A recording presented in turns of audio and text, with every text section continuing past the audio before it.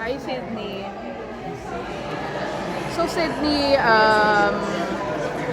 well, why did you trust Benito?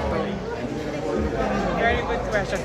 The reason being is that actually I have like different group of friends who asked me if we could film the transition. But I trusted Benito because I've seen his track record as a director, and also when I had my very first conversation with him, very sincere yung aming interaction.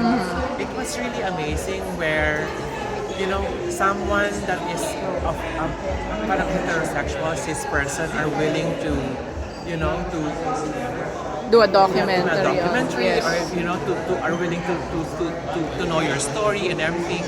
So, yeah, it's parang gut feeling eh.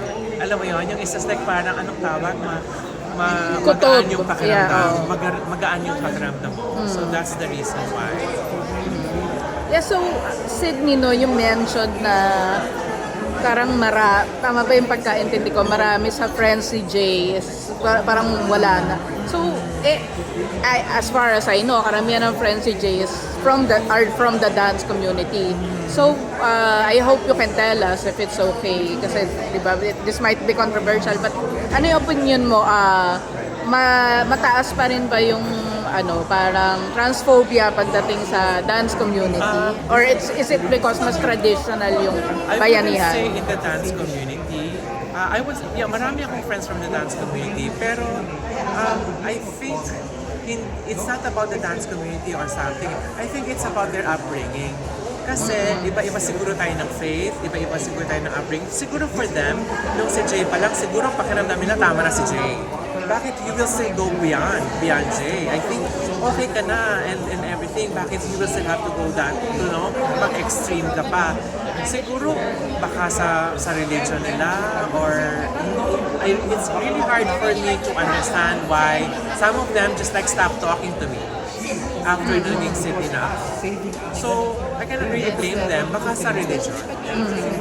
Kasi kung transphobia, hindi ko rin masabi kasi may mga friends din kami trans before namin sila na-meet. Pero siguro parang pakiramdam nila, uy, tama na yun, Jay. Bakit ka pa homophobia? Baka sa religion. I would say baka sa religion. So, Sydney, on a lighter side, no, if ever magiging yung buhay mo, di ba, may MMK or something, sino yung gusto mong artistang gumanap? Ay, naku, wala akong kilalang artistang Pilipino. Wala na. Pero yung mga dati, I'm sure naabutan mo yung mga dati. Oh my God, naku. Like real woman. Pwedeng, yeah, I mean, pwedeng trans. Of course, like sila, or yung mga gay, drag artists. Pasensya na. Bigyan mo ako ng 3 names. Na? Naku, Si wala akong alam. Naku, sorry. Wala talaga ako. Vinyas Deluxe, yung mga bago. Hindi ka nanonood ng Drag Race. So, wait. Sino na lang, sige.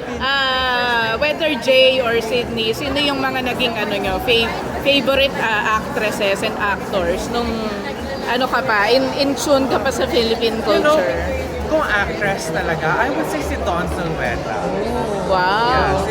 Yeah, ever since kasi very graceful, alam mo yun, very classy si Dawn. So, yeah, I would say si Dawn Zulueta.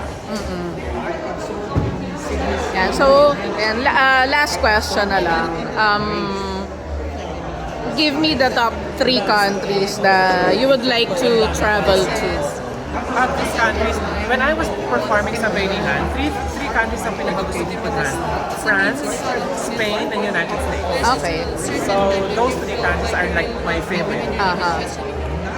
Thank you.